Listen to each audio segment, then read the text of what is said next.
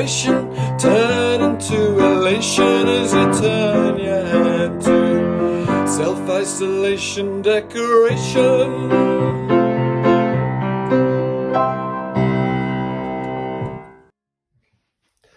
Hello there, Phil here from Paint the Town Green, giving you some decorating tips to help you with your self-isolation decoration. So today I thought I'd talk to you about protecting surfaces. It's a very important part of decorating. When you go to someone's house and they've had some work done and you see splots of paint all over the carpet and on the furniture and whatnot, you're inclined to think, oh, that's a bit of an amateur job. And you'd be right, but it's more likely to be to do with how the area was prepared and protected rather than the actual paint application techniques that were engaged. A good decorator will spend a decent amount of time protecting the area and preparing his workspace before he even starts thinking about doing the actual decorating work. It means you can work more quickly, more efficiently, and it also means when you've finished your work, you just whip off the protection and you're done. You don't spend another half a day crawling around your hands and knees removing spots of paint.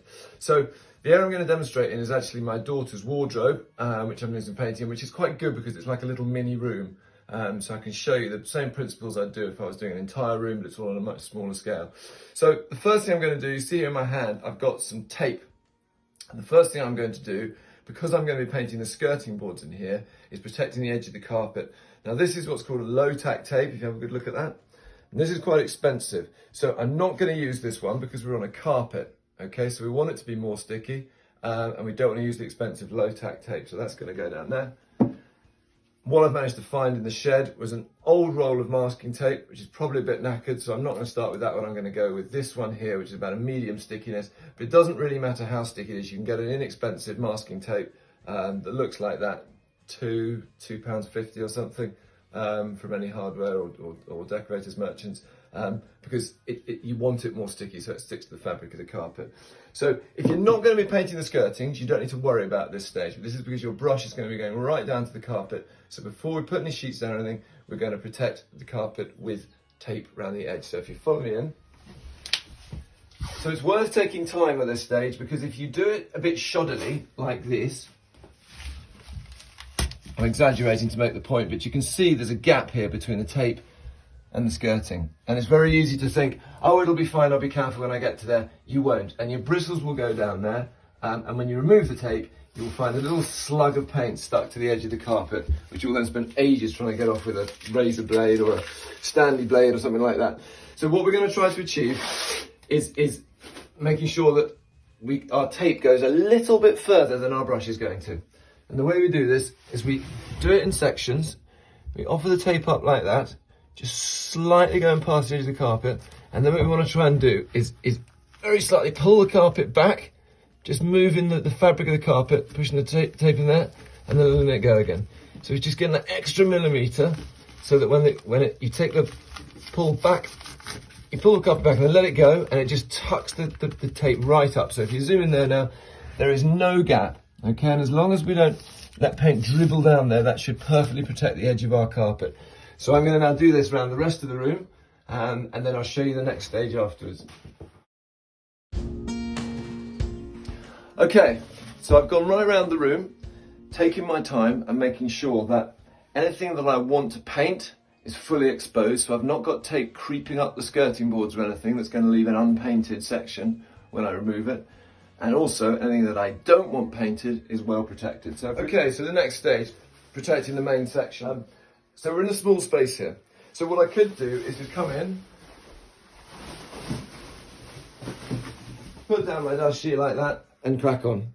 The problem with that is, two problems with that. Firstly, I've got areas of carpet that are exposed. If you come in here. Almost more risky than not protecting the carpet at all is protecting most of it and leaving little bits like that unprotected, because they give you false confidence when you're working, you forget about it and you drop something and it's gone on the thing.